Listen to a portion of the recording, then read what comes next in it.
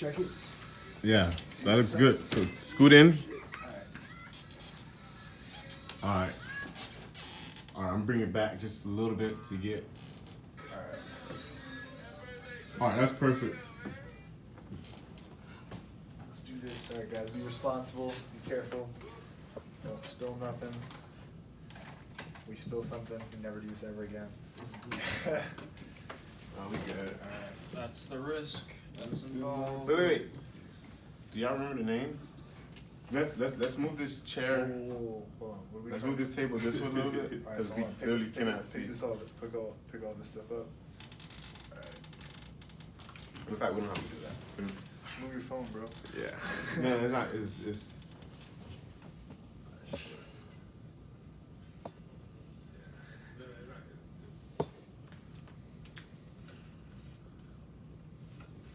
Why don't you just put it right there? Because that's not center.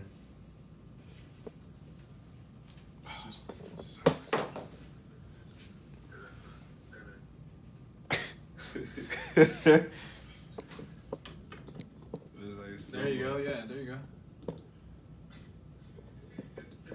go. 2 second lag. Whatever you can't do, you gotta improvise. Bro, Trust me, bro. I know there's struggle. I'm setting up this. I'm setting up the garage band right now.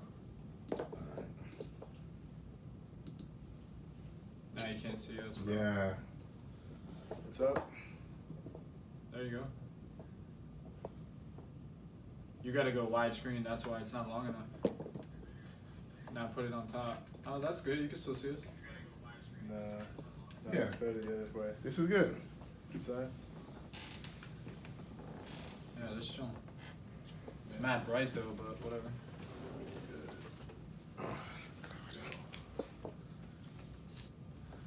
Move this thing down. We lose everything. There we go. I heard that. And then now, plus this one. Device 3. Figure track. This is sick, bro. This is so dope. Yeah, bro. It took us a while to figure this out, how to do this stuff, but I have it down pat now. Nice. And yo, Kev, Check. Yo. you said that Digital Marketer even has like a podcast training too, right? Mm-hmm. Yo, I gotta watch that. Once I'm full time, I'm gonna watch a lot of trainings, bro. And I'm gonna try and get on another level. Alright, hold on. Okay, so what we'll do is I'm going to do a sound off, right? I'm going to say check, check. Then you're going to do check, check. Okay. Then Adrian, you're going to do it, and then Kevin's going to do it last. Okay. Alright? Go. So I need to make sure, and like, just do it from, Yo, do you from have right here. space over there, like for your legs, or is that little bar there? There's a bar here. Yeah, me too. On my knees. I can come up to this way, but I'm just like, Okay, that's good. Why? That's just good. That's better for me. it's fine. Yeah, it's just my knees. Like I don't want to hit the table. You You're know? good? Alright, cool. So, Check. Perfect. Finally got it. alright, so we're going to do a sound off, ready? Check. Hold on. This was good. Check. Check. Check. Check. Cha-ching. Alright, hold on. Cha-ching, bro. Wait, You what? should've done that. What was that name we came up with? Endless profits. No. We're not in this problem. We just thought of it. Be the change. No, we're not doing it. Hold on. We're running this shit again. It wasn't memorable. Nah, that was loud. It was Okay. memorable. Check. Check. Check. Check.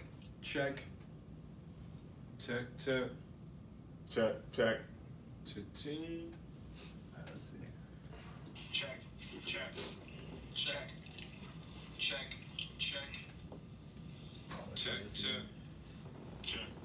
Yours is way louder than mine. Is there like a volume one? Okay. Yeah, I just put the volume up on ours. Hopefully it Alright. works now. Check. Check. Check. See, like, Check. see, ours isn't like. Check. You might have to speak into the camera though. I mean, into the actual mic. Oh yeah, there you go. Check. Check. Check. Check. Check. This is just simply a better mic. Yeah, it's a Yeah, better because mic. they got the cover. Yeah. It is. Damn. You actually record like songs on that stuff. It's just a Terrible. better mic, bro. Yeah, we gotta like lean into ours. Yeah. Yeah, we'll just be right here. Just chilling. Act like you guys like each other. Get a little closer. Check. Yeah. Check.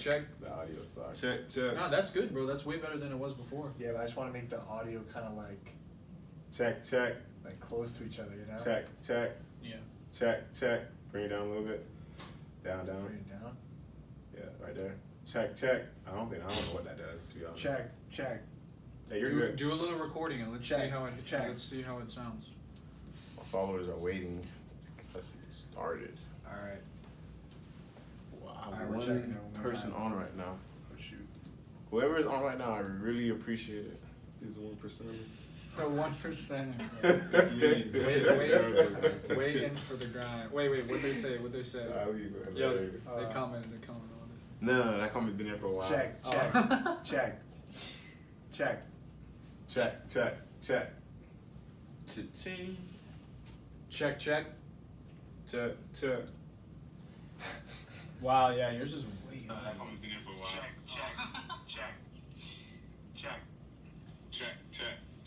Yeah, yours is way fucking better. Yeah. All right, it's Check. straight. Yeah, It's straight. Yeah. We'll get this. Just like put it farther. Yeah. I don't want like the backlag to come from that either though. Hey, bring that closer to y'all, and we're gonna push this farther away from us. All right, check. I think it works. What if we just use one mic? No. No? That's impossible. Yeah. So all right, Just like that, bro? Oh man. No? Nah. Just leave that alone. We're live, bro. We're live. Is my shit rolling? This shit's recording right now. Bro. All right. We're recording audio now too, bro. We God. got the topics and stuff, right? Topics, bro. We just No, yeah, I thought you had a we, paper. no, we just talk, bro. Yeah, Nah, I know we do, but I thought you had All right, a paper. here. Something I Oh, definitely yeah, want to talk yeah, about. something. I thought so. All right, hold on. Before we get started, let's start off by introducing who's on right now. Okay.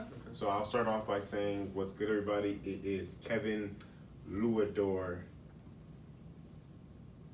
What do you do? Oh, well.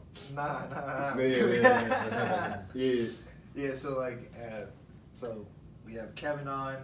It's Mike Sierra. I'm on. Tristan Stahl. And it's Adrian Gordon.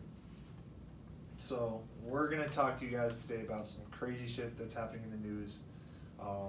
That has to do with Amazon, Nike, how it's changed businesses. That's at least some stuff I want to talk about today. Anyone else have any other topics you guys want to address before we get there? We talk about how digital marketing and the internet is changing the world, Yeah. such as Disney Plus and things that's taking over. Anything specifically? Instagram's new change. We could talk a little bit about that. Oh, the likes. We and- definitely got to double down on Instagram. We could talk about that. All right, guys. We could talk about Bert. Yeah, I mean, let's SEO. just get started. And the first thing I really want to touch bases and start on Let's do wins, bro. is let's do some wins. Let's talk about our fucking week so far, bro. Yeah. What's for today? sure. Today's It's Wednesday. This is Wednesday. Wednesday. Yeah. Yeah, so it's been an absolute grind this week. Black Friday's coming up, so in a marketer's mind, it's definitely Speaking to the mic. it's definitely a grind.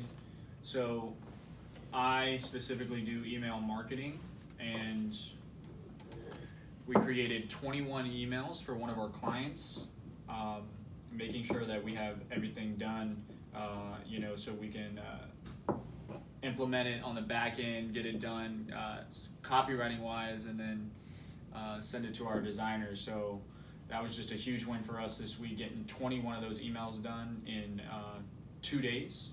So huge accomplishment. Yes, That's sir. what we're doing with one client. Yeah, 21 of those done. Big accomplishment. And one of our team members, Lucas, also from a bandit cart sequence, got a few sales today as well. Nice. So we're gonna shout him out. Shout out to Lucas. Shout out to Lucas. Yes, the grind. Hope he watches this. Hope Hope he watches Hope our he sees show. this. Hope he sees this. Yeah, definitely, man. And I'm just excited to see how much money this freaking Black Friday campaign is gonna start pumping out. Hell yeah. Bro, I think this is another win we got. Is we got a new table. Yeah, New not table that today. Your table looks better than the one we had before. Man, For we sure. can Oh, go back yeah. a few weeks and just talk about like the move too, man, and how we got into the new office, Oh yeah, that's everything cool. we've done there. That's a win. That's a definite one. Our performance project Flight Path is taking flight. Yeah. That's a win this week. Awesome, man. 2.8 ROAS, man. Yeah, return on ad spend. So basically, for every dollar we spend, we're getting $2.80 out. That's huge. That is massive. Phenomenal. It's incredible, man. It's incredible. We literally made a money machine, and now it's legit turning for us. So we just scaled that thing to $500 a day. Yes, sir. You know, so That's and, cool. yo, this the is future is bright for that. I think that like we have to like point out something like very, very interesting about Flight Path. Mm-hmm. We're basically starting with zero budget. We didn't really have a budget. We had to sell and become profitable to allow us to scale to this point. That's such a good point, man, and that's a grind to Yeah. do that. Right? We don't have some crazy Shopify thing. Zipify, I don't really. How much is Zipify? Do you guys know how much Zipify is? Probably like $30 a month. Yeah. That plus the $30 a month, so probably $60 a month. So we've been doing this for what, like 2 months now, Yeah. right? So 2 months in, it's basically like $200-300 to really get started, plus a few $100s in ad spend, Mm-hmm. right? So basically under $1,000, you can like prove your concept and make a profit. Yeah. And I think that's huge, you know? Yeah. Because $1,000, like if you really wanted to, you guys wanted to start your own thing, or anyone listening wanted to start their own thing, they could really, you know, it's only a few months of saving. That's and a then good you point. can actually try it. Yeah. That's only a a few really months. good point, So man. how many because- months would you recommend? Oh, it depends on your income level, you know? Yeah. Well, here's the thing. I feel like a lot of people don't start a business because of the I don't have enough money excuse, but that just shows proof right there, you know. I think Anybody can spend $1,000, man. You can save and get $1,000, and if you can put that into a business, I think what it really comes down to is mindset. Yeah. A lot of people simply don't have Mhm, the mhm. mindset of one, the knowledge. that's right. See, we're also very knowledgeable, and we have years of experience between us to the point where That's a good we're point. able to put $1,000 in and learn quick and pivot quick from our mistakes and become profitable. But for somebody else who's just getting started, who out of the idea, they're gonna blow more than $1,000 to get to the level we're at this quickly, you know. So a lot of it has to do with mindset and shifting your mindset to an abundance mindset and mindset of, you know, of actually wanting to, what Tristan talks about a lot, actually doing the grind. It's the grind that's what most people are afraid of. Okay, so with the grind being said, so what about those college students that have the grind, that want to put in the work, but they don't have the funds? Their mindset is there, they want to do everything right, but So- they just can't. When someone says they don't have the funds, what does It's that an really excuse. mean? All right, you I- have that one person that has $1,000 to invest or to spend on something, and you have that one person who wants $1,000. Wait, I'm gonna stop it right there. Okay. Because this is where we get all about the grind. If somebody doesn't have $1,000 or doesn't have $100 or doesn't have any money to start, there's over 1,000 ways to make $1,000. Name true. three. Over eBay dropshipping, Okay. Shopify dropshipping, Amazon dropshipping, So eBay dropshipping, Shopify dropshipping, Shopify dropshipping, and Amazon and dropshipping. Amazon. Bro, So- there's even other There's ways. even other ways like that. That's just like you could. Affiliate marketing. Affiliate basically. No, marketing. not even that. Even outside the marketing realm. Yeah, like, Bro, Yeah, you you can clean people's cars. You become a consultant or a tutor. That's what a tutor is. Yeah, like- a tutor is a consultant. Someone's consulting you on the class. All you have to do is read the chapter and then teach it. To If you someone. really wanted to, you could literally go cut somebody's grass, you know, for like $100. Like, it's not like making money is not the issue. The issue is people being lazy and not wanting to like actually, you know, I'm too lazy to actually make $1,000. So I'm gonna make the excuse that I don't have $1,000. Or I don't have the time. I don't have the to time make to- $1,000. I can't do it. It takes Yeah, to and make and, 1,000. and it really so it's great that Kevin brought that up when he's talking about mindset, because if it's all about the standard that you set for yourself, right? If you don't have a high standard set for yourself, then you're not really gonna go far. You can be at a job where you're just miserable. Yeah, going to the job, you're depressed, and you know you're depressed. You hate going there. You hate everybody there. You're not making enough money. You know you have more potential.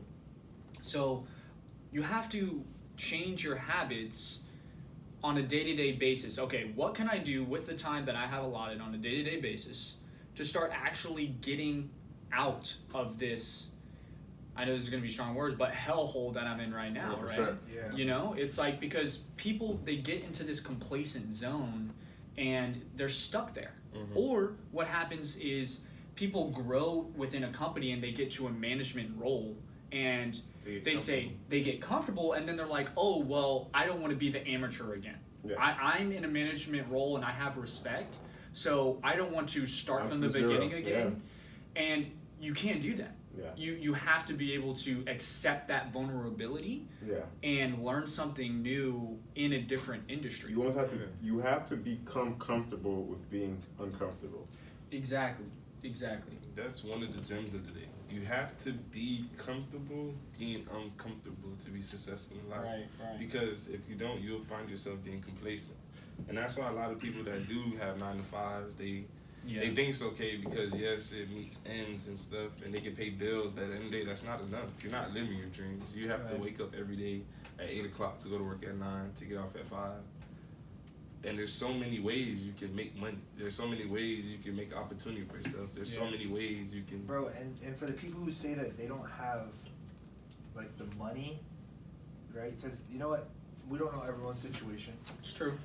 Right? Other people do have it harder than us. We've been very blessed that we are in a position that we can even say this type of stuff. But I want to take it even farther for people who think that, you know, it really is unfathomable or it's unreachable to be able to save $1,000 and then just to blow it, right? Because most people starting out are going to lose that money.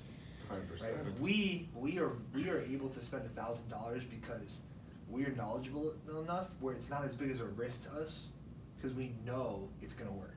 Well, that also goes with like the infrastructure and the trainings that we've invested in too. You know, so we're confident that this is going to work, but it also comes with risk. Like, you know, everybody says if there's no risk, there's no reward. See, the thing is, I think that we have learned, we're advanced enough where you guys, right, can basically guarantee a customer's sales. No, right? For sure. 100%. And right, so when I was in a really rough place and I needed to make $1,000, I presented myself as an expert. I said, I'm an expert in e-commerce. I need to make money. I will consult you. I will be your outsourced CEO, and I will literally work on your business with you, right? But you're gonna pay me $100 an hour, but I'm gonna sell. I only sell my hours in 10-hour minimum packages, right? So I broke it down to an hourly perspective, $100 an hour. I don't mean to cut you off here, Mike, but let me ask you this. So before you can even get to that, you had to develop the confidence and the mindset and learn what you needed to learn to be able to do that. 100%. At $100 an hour, I needed to do that. But the concept is still the same. Because when I had zero experience, I sold my time for $25 an hour at 5-hour minimums. Okay, so that was your starting point then. That was my starting point. Okay. $25 an hour. So for somebody starting out, 5-hour minimum. there you go. That's a good starting point. And I did the same thing in my personal training as well. So like when I first started my personal training business, I did $25 an hour.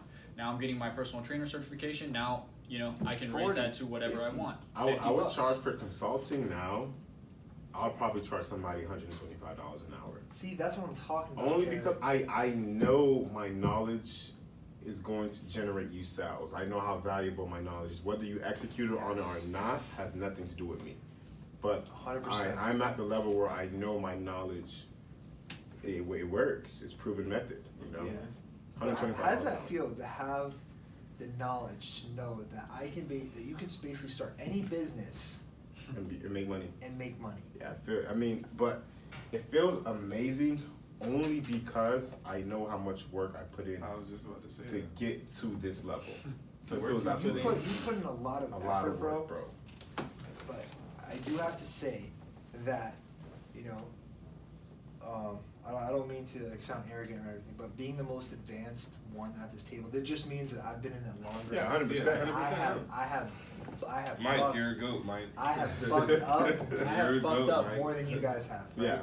And you guys have gained skills way faster But that's than I have. but that's the way it should be with everybody that comes after. It should be a shorter learning curve. Yeah. You know. You guys know a lot more than I did in a way shorter amount of time. Yeah. But what comes with the experience of like actually failing, Mm-hmm. you get to relive your experiences and be like, ooh, I should probably, let's say, plan my offer sequence in a very specific like format. Yeah.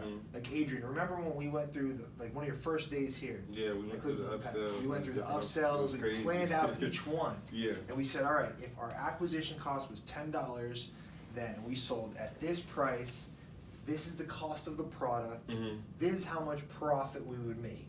Right. Right? And then we're like, all right, now if 10% of the people took this one, Yeah. right, now we're at this much profit. And we went through each offer sequence. I remember that. And the I crazy remember that thing training. is, with that, It's and crazy. just being there and only being there for like a week, it's like everything just seemed crazy. But Yeah. when you took out the calculator and you put in the numbers, at the end of the day, everything made sense and it added up. So it's like, wow. And then It's like you realize like this really isn't such a hard concept. Yeah. It's just knowing what It's it's like it's when not some- rocket science. It's knowing like what when, to calculate. exactly. It's just based off the science Yeah. of persuasion. It's You- just based off Elon normal Musk human relationships. is trying to send people to Mars. what we do really isn't that complicated. Like when you Right. in retrospect, like this dude is trying to send people to a whole different planet. Man. Yeah. Like, yeah, what we do is simple. yeah. He's trying to do something very complicated, but well, the stuff that we do, if I mean, you who have knows? 15, access, 20 years if you have, could be normal. Yeah. but if you have access to a computer, you can do what we do. Yeah. And when people say, "Oh, I don't have a fancy laptop or anything like that," bro, the library is free. 100%. The library. It's The free. library. Have you been to the library we have downtown? I haven't actually. Bro, we have a flight simulator in there. A flight sim, wow. Bro, they have brand new Mac desktops that have never been used. That's crazy. What? Like, bro, like I didn't even know the, that. That's crazy. the public library is one of the most well-funded, underutilized assets that if you live in a modern like Western civilization, Mhm. like a big city or just like even a small city, you have a public library that has basically all the tools and tools that resources. you need to make And, money. and So- you know what? Before you go, you know what I think it is a lot. Also, is that when people think of the library, you think of back to like Reading, 2012. You think of just books. boring. Library quiet. is equivalent to books, like just off of our paradigm growing up. But in 2019, 2020, the library has evolved to like really being technological. They have VR systems, they have AR systems, they have studio rooms, picture rooms. Like you could even upcoming artists, if you're an artist and you want to make music and you can't afford an audio studio, you could literally go to the library and they have audio studios where you can record your music there. So is it safe to say that the library is a stepping stone? To It's a get stepping to where stone. you It's wanna 100%. Well, It it's could be. if you Well, need if let's- you need those resources. be? Okay. Yeah, Jen, just share your story with how you're starting And, your podcast. and just like me, like I didn't have a camera. I really wanted to start a YouTube channel. I really wanted to start a podcast. I really wanted to take action. So instead of me like just wishing I had a like this magical camera location I just went to the library. I took a course and I got access to a video studio that allowed me to do what I wanted to do without spending a single dollar. So is that you? So you said without you having the camera, without you having the setup, That's all right. you did was use your resources. All I did was use my resources. So for Yo. anybody that's out there and they want to start a There you go. podcast, you have to go to the library. Yo, Kevin, your story is actually really inspiring, Yeah. right? Because out of you taking the initiative to do that, to find out that hey, even though we didn't have like the content room or the space to do it in the last office, Yeah. you still went out of your way to figure out a way Definitely, bro. to do it. and Yeah. you did it, Definitely. and I you did. actually did it, Yeah. right? And then look at today. Now we actually the team has invested In the podcast. in room. a podcast room Slash video just studio, to do that. That's Yeah. crazy. So Crazy.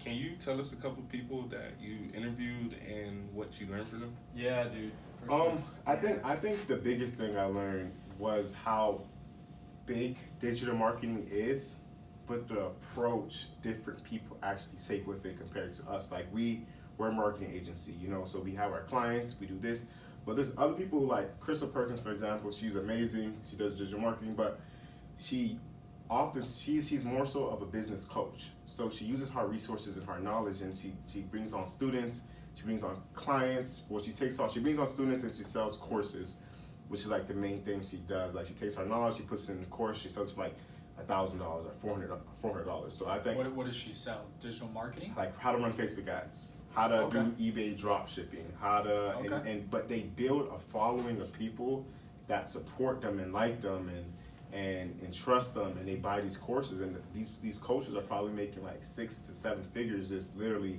selling their knowledge. you What know, they're learning. What they're learning. So Yeah. Well, that's how valuable it is, man. that's how valuable it is. It's incredible. Yeah. Changes lives. I love it. That's interesting. Very I interesting. love that. I Yeah. love that. I want to switch gears though. Yeah. Okay. Okay, Switch gears. that's what Switch we're gears. I here. wanna switch We're in the gears. lab. All right. I wanna talk about Amazon and how it's changed, like how we do business online, and how some companies are even getting off of Amazon because it's becoming a threat. Nike. Nike. Nike. What do you mean by that? So Elaborate. Nike has released a statement saying that they're going to become distant to Amazon. They're going to start distancing themselves. Basically, they're removing all their products off of Amazon. And to dumb it down even more, they're cutting out the middleman. They will no longer be selling on Amazon. No longer. The only way to get Nike products, I love it. either at a store. I think it's a great idea. I think, you know why I love this? I love this because Amazon taking authority, bro. is monopolizing Yeah. the world.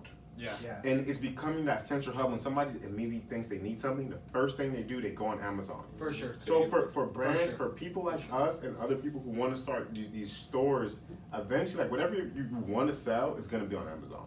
So it makes it so much harder in 2019 to sell online because of how big Amazon is getting. So what do you do when you get this question? Like I've gotten this question a lot personally. So Okay. like how do you expect to compete with Amazon Well, as a digital marketer? I think with it all comes down to brand, and Nike's clearly leading the way. You have to have a brand in 2019 and 2020 moving forward because you could find the same exact product on Amazon for cheaper for sure. What do you mean by a brand?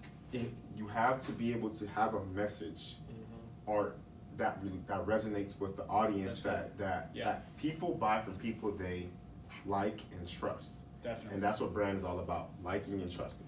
I would like to add to that. Yeah. I think it's more. It goes even past brand. Yeah.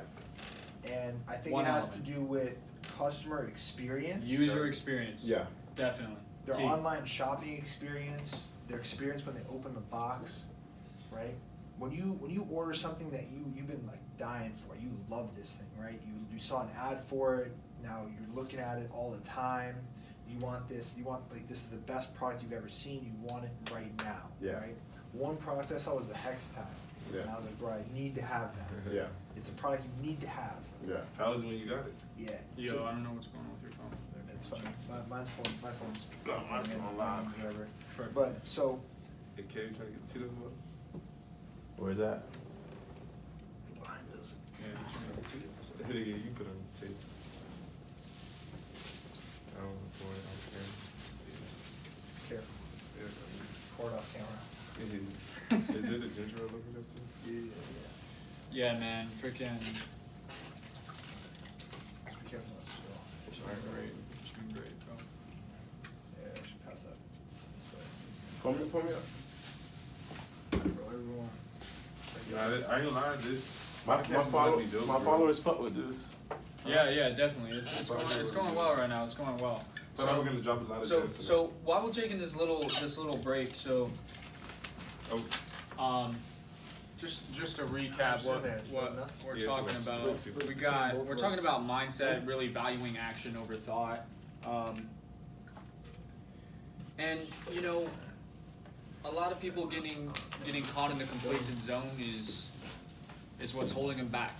You know, you can't be successful unless you're in a performance zone. Bottom line. So what do you guys think, right?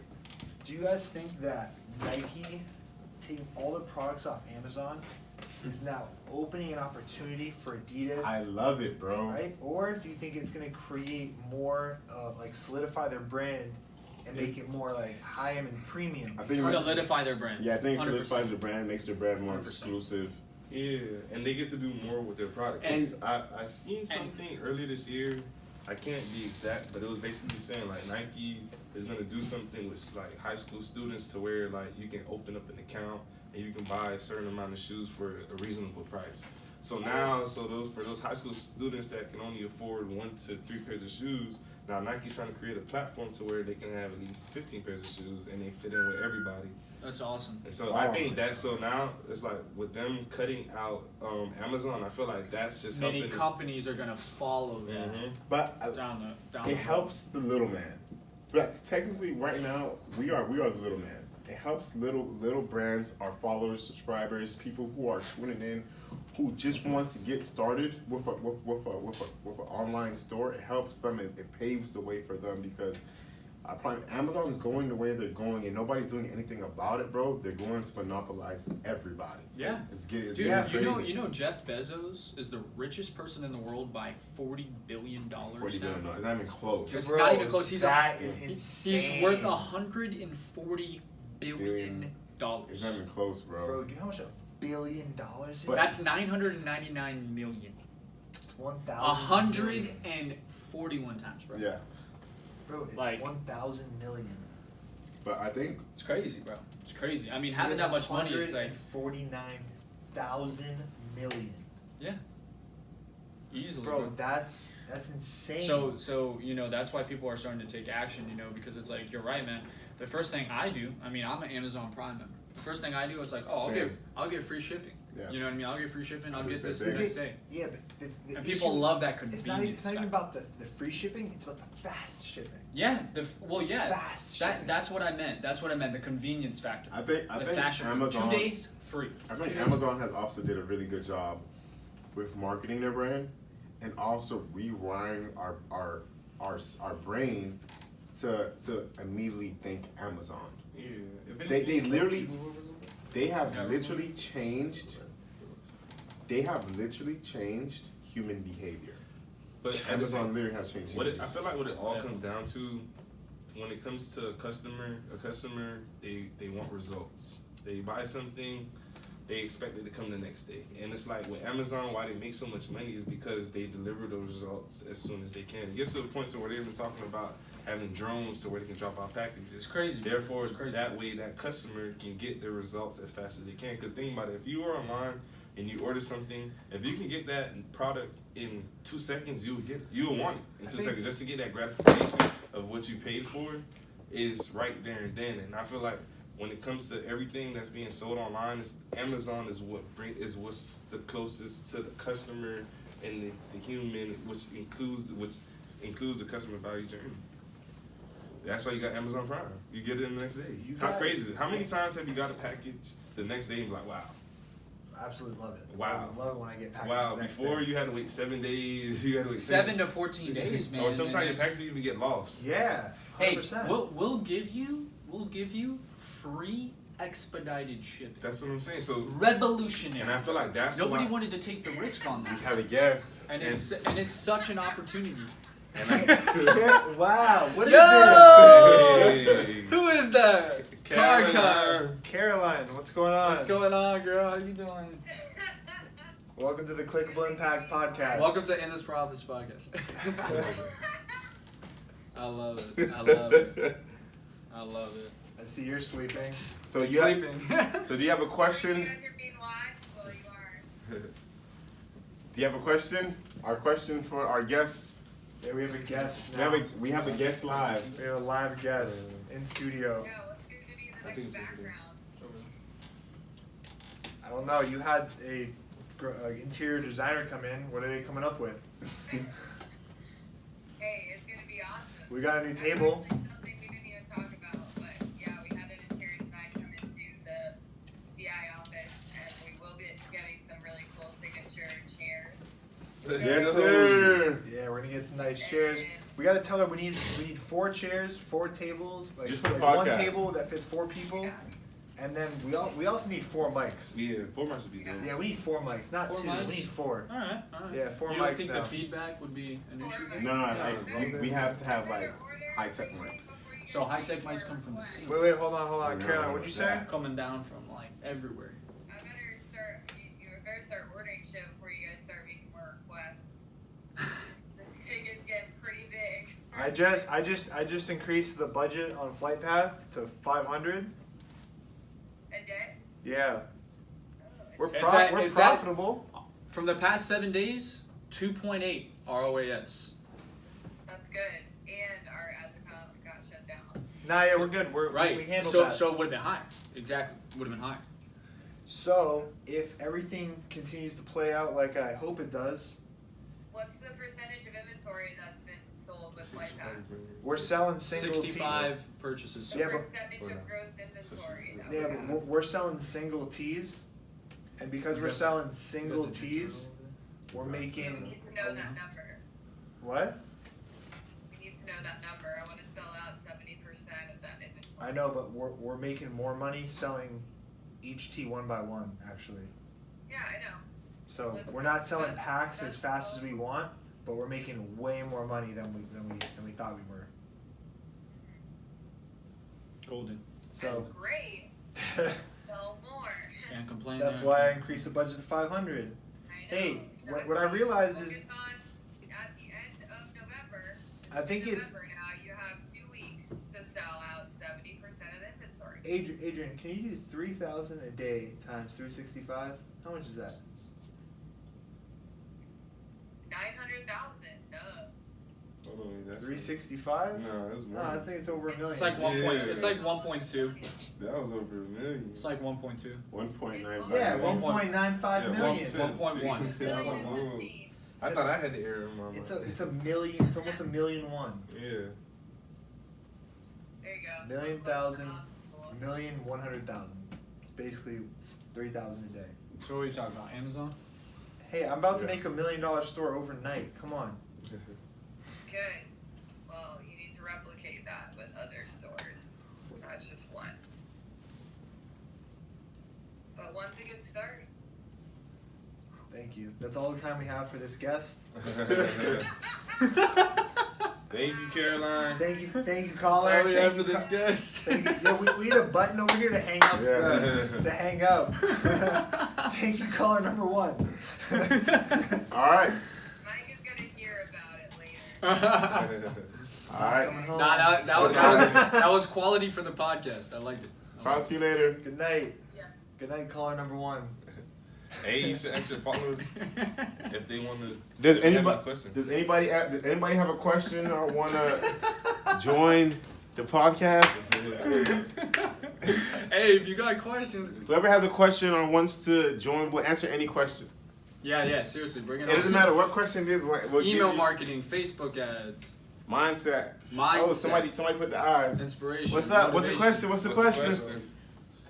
Definitely should have got more ginger ale. Oh yeah. What's the question, bro? Yeah. Drinking the straight. It's just as like you're about to take that bean bag.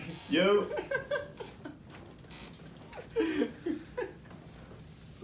All right, so so we can go back to yeah, Amazon. while we wait for the questions or whoever wants to But yeah, join. like I was saying, with Amazon, I just feel like the fact that they can deliver the results, how they deliver it so fast, every customer is just intrigued. It's like Yeah. Wait. So nobody else is doing it I faster. think I definitely said this in the office, but you guys know how Amazon makes their money, right? The web services. Yeah, it's not through. They're like the majority of Amazon's income is not through the retail like factor of their business. The actual sales. Yeah. So this is actually a great topic because a lot of people don't know that Amazon makes their money through AWS, Amazon Web Services, right? So I didn't know that. Netflix runs their whole business on AWS, right? So and Netflix is $1 billion company. Yeah. So they're writing $1 billion checks to Amazon. All right. So That's great. but the reason why I brought this up is because as digital marketers and let's say business strategies, because really what we do is we do high-end business consulting. Mm-hmm. Right. Right? We're not digital marketers. We use digital marketing tactics to achieve our goals, but at the end of the day, we're high-end business consultants. Right. Right? And what Amazon did is they used the retail side of their business to get their business going, Mm-hmm. and they transitioned to web services. They pivoted their business model because they saw an opportunity to make money in a different way, and that's what made them who they are today. Crazy. Right? And because we consult with a bunch of businesses now, Mm-hmm. and a lot of business owners are afraid to pivot. They don't want to look outside their current model. Toys R Us, That's good. Right? That's good. Toys R Us did the same thing. Blockbuster. So Blockbuster, Toys R explain Us. what AWS is. So AWS is basically what the internet is ran on. Shopify, I'm pretty sure, runs on AWS. Just about every software that is developed now is developed on AWS like technology. Okay. So they've basically built it's almost like a utility. They built like a utility that basically runs the rest of our world. Amazon. Amazon. They own so much server space, and they have all this high tech. So how do they actually make money with that? So they charge you to use it. So the subscription based model It's with Amazon Prime. Yeah, so it's a little for AWS, basically depending on how much of the server space that you use, right? And I may be wrong technically, but for our listeners who want to understand the macro level of this, it's kind of how it works. Basically, depending on how much of the software you're using or the different tools that you're using, they're priced out differently, and they charge you, right? So when I was doing the lead distribution thing, right, they were charging us a few $1,000s a month just to run that, and we were really small time. We weren't doing a lot of data. Right. Probably a few thousand leads through it. It was automated software, right? But imagine someone like Netflix, Hulu, running their whole businesses on this software. $billion-dollar companies. So they're charging a lot because they know people need it. They need it Yeah. because the people are building businesses around it, just like Shopify. They're building their businesses around that technology. Wouldn't that be crazy if toilet paper went up to it's already expensive, but went up to $50? I mean, what would we do? We need it. Buy toilet paper that ain't that soft. No. Yeah. No, wait. People would have spent $50 For something that simple. Whoa. No. I could literally Okay, Google. well, I maybe could- that's a bad example. I could Let's literally say YouTube- toothpaste. I could YouTube how to create my own toothpaste. So a product like that can never charge that high because demand isn't there. Natural things. Yeah. So There's other natural people- mix you could use. So before we change the Well, topic, the demand is there. I The just demand's want- through the roof. Before we change the topic, I just want to go back to business consulting, and I want to ask, if you were, AJ, you don't even have to lean in, bro. You got the best mic oh, here, bro. if you were, Back up. if you were Blockbuster in 2008, or around the time where they had to fall, where they had the choice to be and do what Netflix did to get to the next level, or they just stay who they were. I think. and Wait. pivoted, what would you do? I know what you're about to say. I think at that time when Blockbuster went out of business, What would you do? it was I'm before. saying no. Hold on. It was before this whole streaming model. Because when you think about Netflix, when Netflix first started, Okay. they used to send you CDs to your house, and then you would watch the DVD or you'll play the game, I do remember this. and then you would send it back to them after Yes. 3 or 7 days. Yes. Then they realized, you know what? Let's start streaming. Well, that technology eventually became good enough where Yeah. they were able to do that. To start And streaming. that's my question. If you were the CEO of Blockbuster, would you go into that streaming route? Blockbuster, if you guys didn't know this, Blockbuster had the opportunity to purchase Netflix. And that's what I'm saying. Would you and they purchase failed it? to adapt. So I'm asking you knowing what you know, or you being Knowing who what I you know are now, No, all right. 100%, but- Not even you know course. what you know now. If you can go back then and you had the same opportunity to purchase Netflix at whatever cost it was, would you purchase it, or would you be stuck in that mindset to just say no, I'm not gonna. So I'm gonna do my own thing. So I approach business in a way where my ultimate goal is Mhm. just to make money. Okay. Period. right? So I don't emotionally attach myself to my businesses. So is it safe to I say that noticed Blockbuster that. I was noticed emotionally that. attached? Yes, so I think that if I you wouldn't wanna- say yes They didn't because exist today. no. I wouldn't They say treated wait, everything. wait, They I treated would- business like they were a baby. I wouldn't say they were necessarily emotionally had attached to to their be. business. It was more so they made bad business decisions. Ah, Because when you I think don't about know. at But the- them being at the- emotionally attached is what made them make it a bad decision. hold They on, treated their business hold on, like at it the was their time- child. At the time, when you think about when Blockbuster really went out of business, They it could've was bought not Netflix. it was not streaming. It was when Netflix was simply it was the convenience of having a DVD or a game sent to your house. That was the convenience of having either two options. I could go to Blockbuster and pick up this DVD, or I could go online and have Netflix send me this DVD. Yeah, because Blockbuster was basically selling the experience. There was- That's what they were doing. They were trying to sell the experience. But people in the digital world, and really what it brings is convenience. It's the same thing with Amazon. People wanted it easier. But a lot of people, I feel like a lot of business fail to understand the power of the internet. And it's not because they were attached or it was their baby. Is a lot of people did not understand how powerful the internet. The internet is still very young. It's Well, only they about underestimated 20, it, It's yeah. only about 20 years old. The internet is younger than all four of us. Yeah. You know what I'm saying? I agree with what you're saying, but I still want to go back to like the main premise, and the main premise is that a lot of people, a lot of entrepreneurs today, right? They will grow their businesses but they will fail to adapt to the changing market. Yeah. Right? Let's say the Facebook, you're running Facebook ads, they stop working. Right? What do? Do you pour more money in, you hit from another angle, or do you look for other opportunities to sell to the same audience? So, at its core, I talked about this the other day with you. You got to develop resourcefulness. You have to.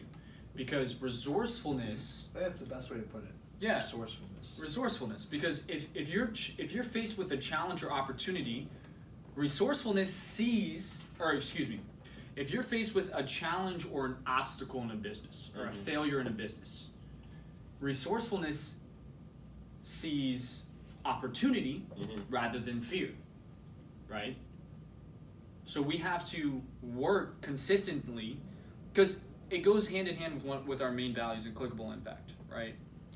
Always be learning, right? Always be learning, always be learning, always be You learning. learn something new every day. Every day. And it's not just learning, it's having the knowledge, learning the knowledge, and applying the knowledge. So it's resourcefulness mixed with action. If you value thought over action, now obviously we're strategists, we're consultants, stuff like that. So we still keep thought in high value, but we have to effectively communicate taking action and put in that action ourselves, because at the end of the day, knowledge without action is just ideas. Yes. 100%. You know how people say knowledge is power? I don't That's believe- that's I don't- garbage. I don't Can you believe repeat that one that. more time, though? I feel like that was a gem that probably went over a lot of people's heads. Wait, so Yeah. So simplified, it's exactly what you just said right there. Like people, that the common theme is knowledge is power. No, it's not. It's not power. Knowledge is ideas. It's dreams. Wait. But applied knowledge. is Applied. Applied knowledge is power. knowledge, that's the power. Applied Knowledge is not power. Applied knowledge is power. And I think that's a Exactly. theme that a lot of people like, Exactly. misconstrued. Yes. Because like, That's oh, knowledge it. is power. Knowledge is power. That's it. No. That's actually not true. So I'll give you guys an example. I'll give you guys an example right now. When I came into Clickable Impact, for example, first day, Caroline's like, hey, what's up, man? You know, I didn't know what to expect. Obviously, you know, coming in, awesome environment, awesome people, a lot of infrastructure and softwares that I was never exposed to. It can be a little overwhelming. And she's like, hey, we have a meeting in an hour. I want you to make the Google Doc and the plan for this meeting. I have no clue what I'm doing. Absolutely zero clue what I'm doing. And she's like, hey, we have a meeting in an hour. I want you to. She was testing me. Is exactly what she was doing. Yeah. Right? She was throwing me in, see how I could handle the pressure. You Yeah. know what I mean? So I said, okay, yeah, I'll do it. See, if I would have valued thought over action in that time, I was like, oh my God, like I don't know, like what am I doing? Like I don't know how I'm gonna handle this. This is so embarrassing. I'm not gonna lie. In your first moment, in your first experience with that, I was doing that a little bit. But and you know, I tried as best as I could to deliver. Yeah. And it was terrible. It was absolutely horrible. She was like, well, this is a start, yada, yada, yada. But the fact that I came back, and I showed initiative and I showed passion. You know why I'm laughing, bro? It reminds me so much of just my experience, but. Yeah, I want to hear a little bit about that. Bro. I want to hear about your So experience. kind of like Tristan, bro. Yeah. My experience when I first came, bro, it was. We need to highlight this. This is really good. My experience when I first came, bro, is like it was Biceps, the brand, shoe brand. That was my That's first, pressure because that's her company. That was her baby. That's her baby. Yeah, That's wait, pressure. Hold on. Kevin didn't even know it was her company for like a minute. I didn't even know it was her company, bro. I That's can't- probably a good thing. I'm like, Kevin, here, build a landing page. So Work bro, on this, bro. he's like, here's your brand. build this landing page, bro. So same thing, the anxiety came in, like, bro, how do Yeah, I don't know yeah. how I'm going to do this. Yeah. But I did it, and looking back, if I was to look at that now, bro, I'll be in disgust. I'll be in disgust, but it's Same, bro. Same. I'd be so ashamed, bro. I'd be like, wow, I got cannot started, and I did something. Yes. I did something, bro. Yo, so okay, pause. Everybody pause. Is it safe to say that every L is a lesson? Or when you feel like you took it, every L is a lesson. That's good. It's a learning lesson. So I wanna bring up this quote from Les Brown. He's arguably one of the greatest motivational speaker of all time, right? This quote that he says, I absolutely love it. I have it on my whiteboard. I have a whiteboard. I wake up to it every day. It says, "You don't have to be great to get started, but you have to get started To be great. to be great." Yeah, I love that. I love that. See, and it just goes back with that what I said earlier with people growing in positions and getting in that comfort zone, that complacency, right? They get afraid to get in that vulnerable. You're an amateur. Oh, I'm an amateur now. Like, what are people gonna think of me? Oh my gosh, yada yada. Fear of Well, fear of humiliation, fear of rejection. It's like you have to be able to overcome that. You have to be able to look past that. And to and piggyback grind. on that, that's what Kev said earlier. You in order to be successful, in order to be next level, in order to go to places that other people can't Restart it, even 'cause we're fathom, going can't in. even imagine, you have to be comfortable being uncomfortable. That's Because very true. when you're put in situations that you don't know how to react, once you react in that situation, you learn from it. What happened, bro? No, it's on 1%. You learn from it. Yeah, grab it. Grab a charger. Yo, grab I that. gotta charger. extend It's it. right there. But it's Yeah, plugged yo, into his phone. It's plugged You into can his grab the phone. one. Grab that. You can grab mine. It's plugged into his phone. Like I said, you have to be Right? comfortable. Yo, how being clutch is that? uncomfortable, bro. There you go, bro. There you go. It's like so many Yo. people feel like just Yeah. because they can't succeed in something Caroline Caroline- said that to me the first day I came into Clickable Impact. She said, "You need to be uncomfortable with feeling Yeah, with uncomfortable." I want to go back to something though. That's quality. Right? So I was recently consulting with a client, and I was telling them about how they need to start getting more people on their business. Yeah. Can you give us a little like recap of the conversation with you and the client? Like, what are some things that the client asked you? What are some things that you advise to the client? Like, how does a consulting conversation go between you, a professional, and a business that wants to be taken to the next level? Or just help me, man. So when I'm consulting with a client, a lot of our conversation is guided by where they are physically at in their business. Okay. So, not to cut you off, I'm sorry. So when a client comes to you and they want to be consulted, do they have to have like pen and paper questions? Like what is the setup? No, it's just like this. We sit down, we have a normal conversation. Okay. Where are you at? And I dissect their business from like a macro standpoint, right? So in this particular instance, a client was with me. We started with them when they were making about $10,000 a month. Over the course of 6 months, we scaled them to like $150,000 a month. Wow.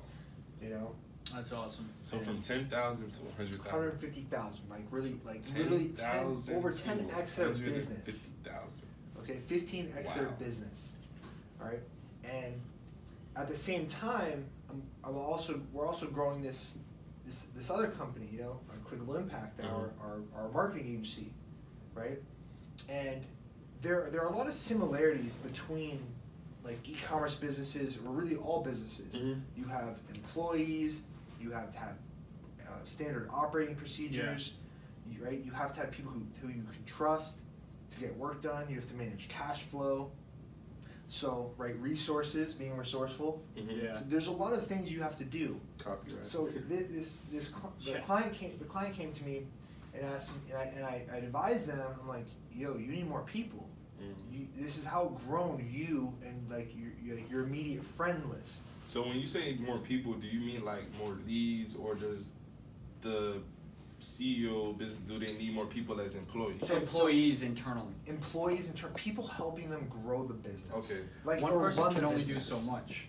Right. So, and I use the example like what we do here, right? We don't do job ads. The only way people earn their spot at Clickable Impact, at least in this is basically our fraternity. The only people that No, see, this is a fraternity. the only people that earn their I'm pleasant right now. no, but guys, honestly, You gotta earn your the stripes. only way that you earn your spot here Yeah. is because you are passionate about doing something greater than yourself, and you believe that what we're doing is going to be the best thing for you. And Right. just to piggyback off what he's saying, my name is Adrian, and I'm a guest host for tonight, and I'm in the process of learning, and I'm in the process of just starting Clickable Impact. And one thing I did learn, you have to fall in love with the grind. Like, every day is a learning experience. You cannot become a professional being an amateur. You have to become a professional knowing what professionals do.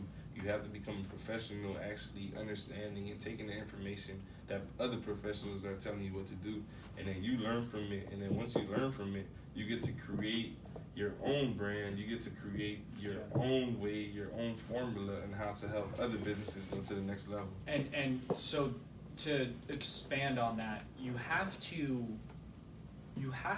let your ego go. If you're going to come in, you need to come in as a student. A student of the game. I'm a student of the game. You need to come in and know that you don't know crap compared to the people around you. And you have to be okay with that.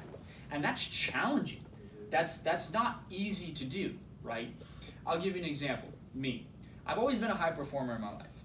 You know, I graduated top 10% in my college, or not my college, that would be crazy. My high school, I got automatic acceptance into UCF. Yeah, that would be nuts. I got automatic acceptance into UCF. You know, I'm always, I was like, there was only 5% people in my high school, and I was like, you know, the biggest white guy there, and like, you know, I was always the best. I was super competitive, and I was always used to being the best, right? And so you have to manage letting that get to your head.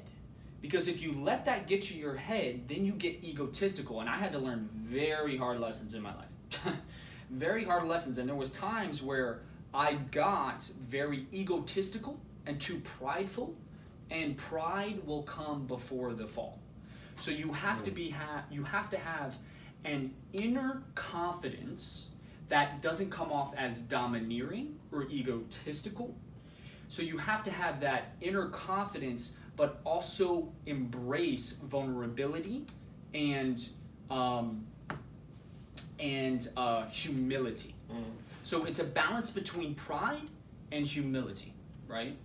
And to boil it down, what it really just comes down to is you just he sees me doing that. Yeah, let's change spots, bro. Yeah, I hate having he to go sees like me. this, He sees me. talking to the Yeah. mic, bro. Yeah, it's because I'm like, you know. like he Did said, that Bro, we're self- definitely getting 4 mics, bro. Yeah. So we can like When- pull when this you shit said, like- back, Yo, Kev, talk into Is it. that video still going? Yeah, on? it's Oh, going yeah, strong. bro, Going yeah. It's like an strong. hour? Yeah. Like, Yeah. you When can do it's that going on When he's strong, talking about yeah. self-confidence and all that, it really comes Eventually my down phone's gonna to run out of memory, but and egotistic. It really comes down to being humble. Like Yes. when you want to Yes. get to the next level, when you want to get to places you've never been, you can't expect to act like you know everything, because then you're gonna be arrogant. You're gonna be ignorant. But once you're humble, once you Know that, Yes. okay, I have to do this to get here. Then you're going to listen and you're going to take everything in. You're going to be a student of the game. A player like Michael Jordan, he wasn't, yes, he played arrogantly. Yeah, he played like he was the best player. After but, he was the best. But it took him places. In high school, he got cut from his high school team. In college, he wasn't the best. So therefore, he had to become a student in the game. He was pretty good in college. He was pretty good, but he wasn't the best. He was pretty good, but he wasn't the best. In the NBA, he became a student again. He became the best. Kobe Bryant, he wanted to be like Michael Jordan. And after he became a student of Michael Jordan, he studied his game. Then that's when the arrogance, everything came. But before that, you have to be a student. You cannot be a professional without being a student. You guys hear about what Michael Jordan was saying about like LeBron, Kobe? He's like, if I want to have fun, play with LeBron. If I want to win, play with Kobe. But Kobe has something called the Mamba mentality. And that's currently my Twitter name. I was about to say, you know what's Twitter. crazy? I was about to say, Did you what watch is your his Twitter? interview? I watched all of I want to hear. So what is it? Lewis House? I'm a huge Kobe fan. And the reason I'm a fan, I became a huge Kobe fan after he retired. Kobe wouldn't be nothing without us. During the that is like he has 3 rings. He has 3 rings without Shaq. He So, learned the game. so like I said, bro. I didn't really watch Kobe Bryant while he was in the NBA. But after I started to learn about Kobe Bryant after he retired, I probably have literally watched every single Kobe Bryant interview there is, every single talk about Kobe Bryant. And the reason about this is because Kobe Bryant has a mentality called the Mamba mentality, which is a mentality that clickable impact we implement every single day. Yes. To always be learning mentality. He called it though.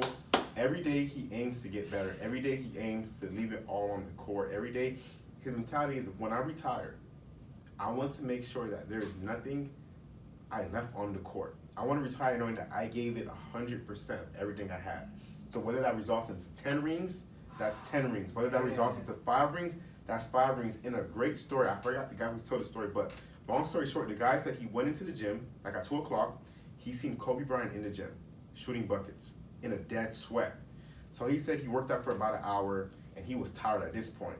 So he said when he went, right before he left, he seen Kobe Bryant still in the gym. Like, damn, like in his head, he's like, how is this guy still in the gym? And then he said that same night, during the game, Kobe Bryant drops 45 points on them. So he goes to Kobe after the game, like, yo, bro, you was in the gym before me, you was in the gym after me, and then tonight you dropped 45 points on me, bro. Like, what, how do you do this? And Kobe Bryant said, you know, bro, the only reason I did that was to show you nothing against you, but it doesn't matter how hard you work, I'm willing to show you that I'm willing to work harder than you. So with that being said, how do you implement that in your lifestyle? Because like you said, the Mamba is your Twitter name. Yeah. You watch Kobe Bryant's interviews. You watch a lot of his interviews. So therefore, that's you saying that in your life you implement ways that Kobe does. So how does that take? Like, explain your life. The way I implement that is I literally live that in my lifestyle. Like, I have that mentality of I'm always working, I'm always learning, I'm always getting to the next level. So is it safe to say that you feel like you're the hardest worker around everybody who you're around? Or do you feel like the same way how Kobe felt like nobody can outwork him, do you feel like nobody can outwork you? I feel like I'm the hardest worker in my own avenue. Okay, so is that your way of saying you're in competition with yourself? Myself. Yes. So, because yes. Yes. I love it. I'm gonna touch on that. It depends on how you categorize working hard and what hard work is. I want to say something with this, because this is very good. And with the social media, obviously, well, not obviously, we know this, but Instagram is now going to be cutting off likes. Yeah. Okay, and I think that's amazing. Now, with them not doing that, social media in general creates this state of performance anxiety. 100%. Whether we see it or not, subconsciously, it does. What do? We go on social media immediately when we wake up. We go on social media right before we go to bed. And that's when we're in the theta state, and that's where we're retaining the most information, right? Mm-hmm. So subconsciously we're comparing ourselves with other people. Mm-hmm. It creates a spirit of comparison. So when you say you have to be the best, you have to be the best version of yourself, you're not comparing yourself to other people. Yeah. Because I can't compare myself to Mike. You cannot. He has 5 years Of more experience than, experience, or yeah. 3, what, 5, 6, It, but whatever. It doesn't matter. Doesn't matter the number. Yeah. He has more experience than Yeah. I do. So for me to compare myself on my chapter of my life to where Mike It is doesn't make sense. illogical. But you know the crazy thing about that? There's people in this world that compare themselves to other people, and that's why. That's why I'm bringing it up. Wait. That's why they're clouded and Listen, I did thoughts. that. That's Listen, why I they did have that, low and it- self-esteem. That's Yes. Wait, you used to do that. I used to do that. You used to compare yourself to how other people were, to their situation. Yes, I Yeah. did that, Okay. and I didn't realize I was doing that Mhm. because of how much I was engrossed into social media and trying to be the best. You know what's really, Competitive nature you know and all what's that. really interesting about that? Mhm. That when I bring you guys on, like when I bring other people onto the company, I don't see myself, like I don't view myself that much higher than you guys are. But what if we told you that everybody who comes into the company, we view you as a coach? I know how We you view guys, I know how you as- guys view me. I know that, but which you should just. I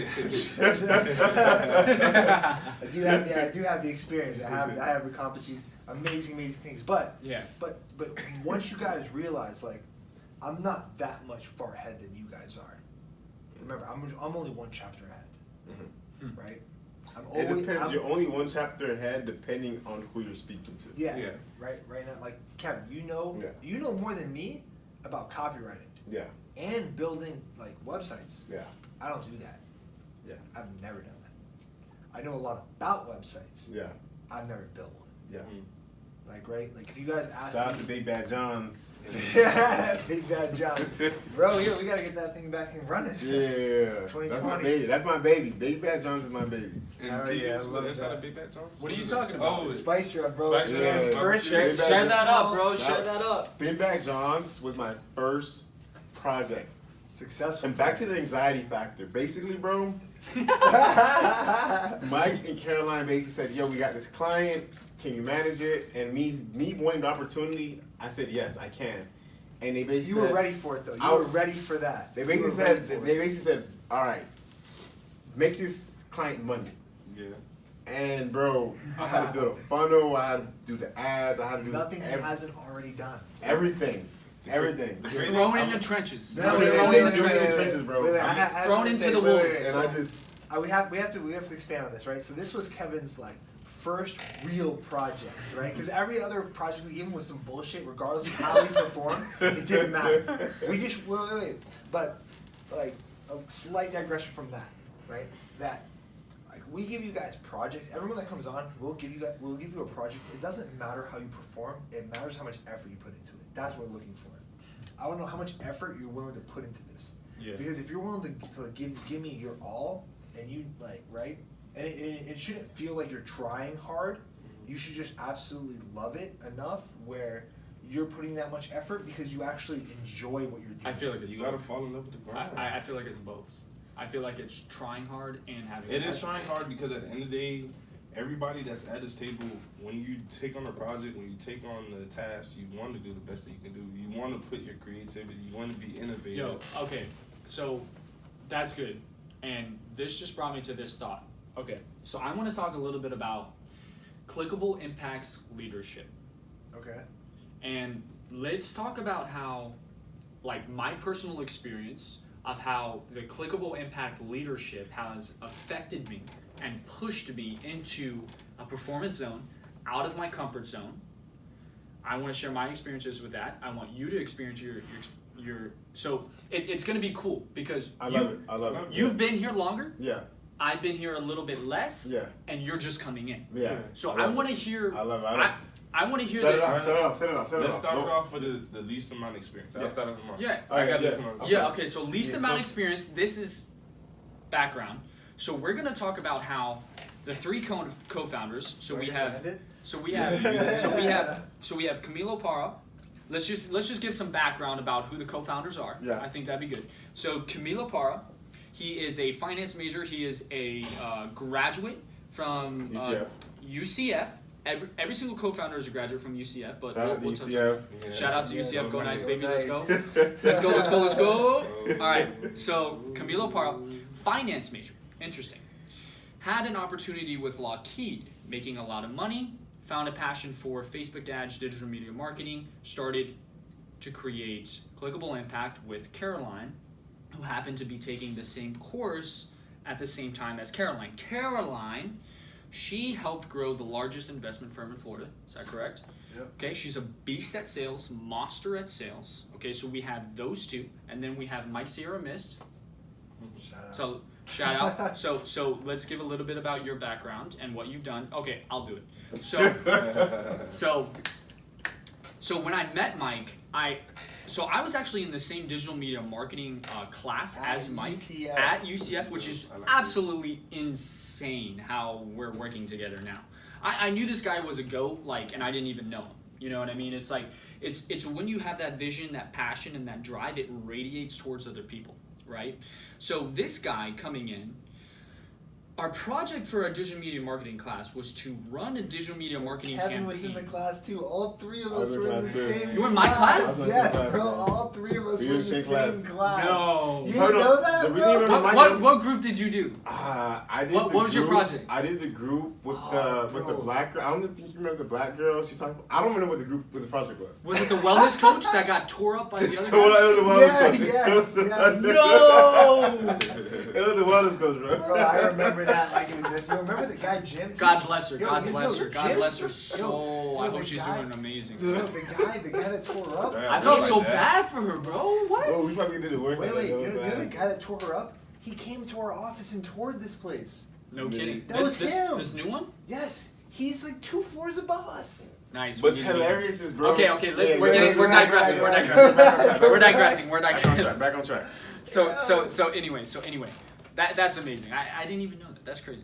Okay, so Mike grew and scaled a business within a year from nothing to $1.7 million dollars in revenue.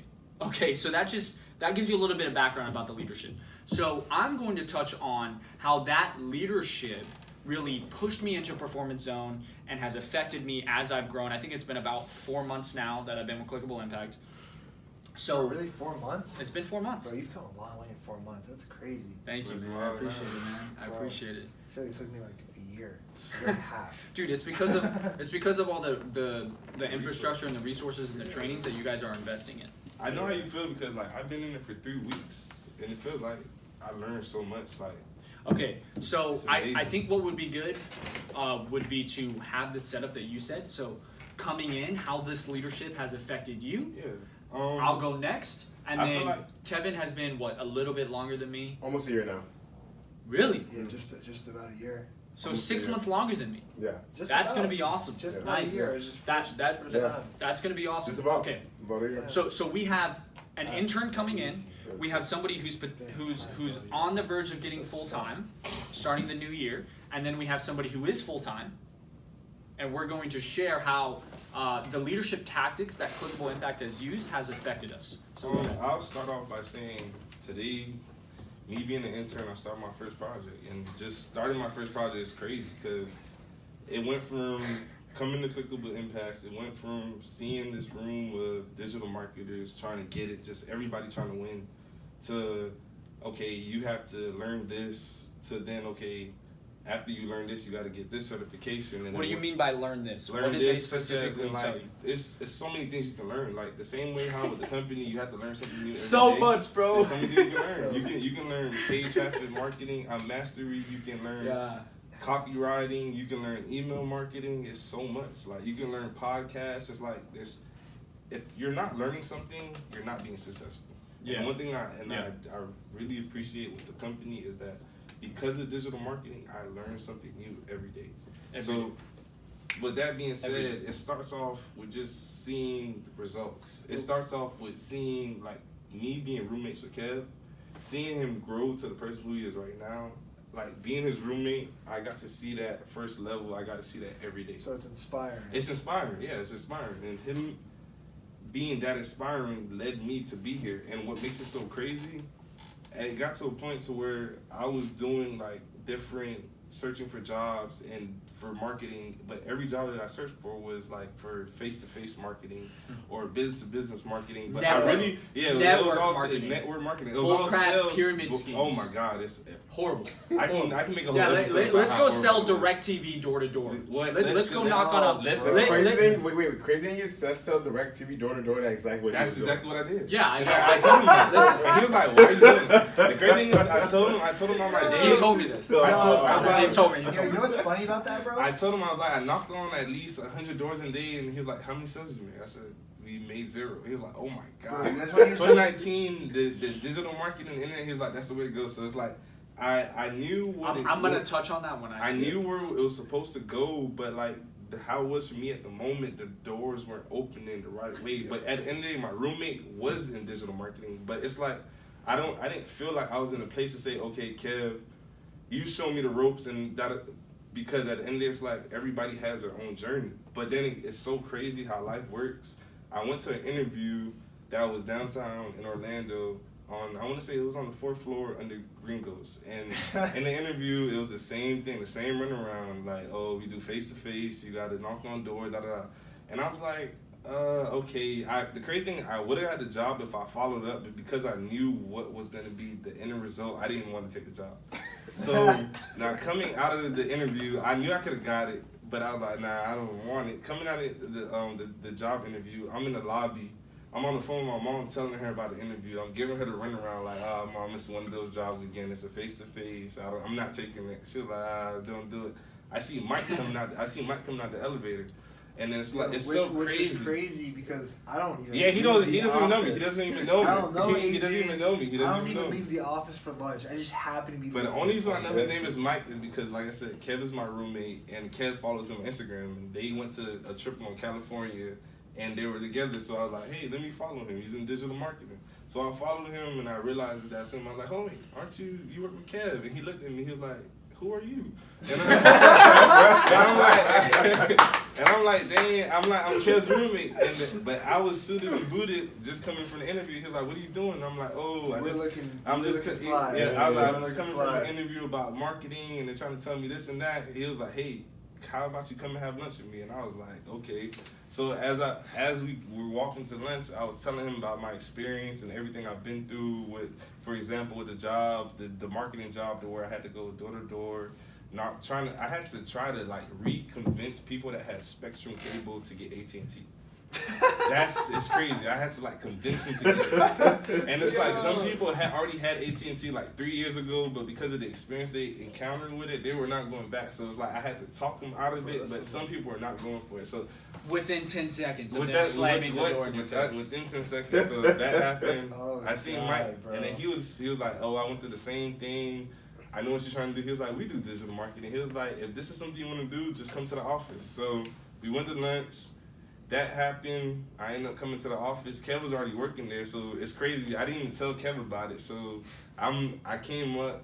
Kev came around like 12, 1 o'clock. He seen me. He was like, "Oh, snap." And I was like, "Dang, that's crazy." And that was the start of it. So we went from that to meeting everybody, like Camilla. I mean, like the different people that's in the company. And it's like you just learn so much because everybody that's in it is just trying to win. They're trying to get to the next level. They're just trying to be great.